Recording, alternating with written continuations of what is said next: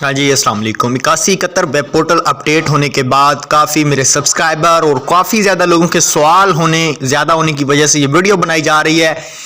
किसी को जो ये स्टेटस आ रहा है तो इसका क्या मतलब है, चलें आज की वीडियो में देख लेते हैं। नहीं टाइम आपका ज़ाया करेंगे, आज की वीडियो को शुरू कर लेते हैं।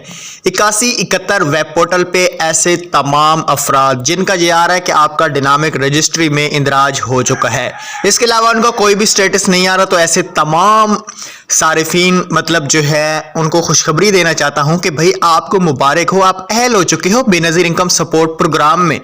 आपका नादरा की तरफ से रिकॉर्ड क्लियर है, BISP की तरफ से आपका रिकॉर्ड क्लियर है, आप अहल हो चुके हैं। हो सकता है 50% उम्मीद से कह सकता हूं कि आपके अकाउंट में 10,500 की अमाउंट भी मौजूद हो।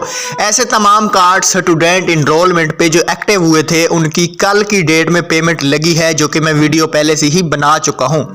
तो मेरे भाइयों, जिनका भी ये स्टेटस आ रहा है उनके लिए ज़बरदस्त खुशखबरी है, उनको परेशान नहीं होना, वो अहल हो चुकी है। अहलियत के बारे वालों अभी उनके लिए कोई अपडेट नहीं आया। थैंक्स फॉर वॉचिंग, अल्लाह हाफिज़।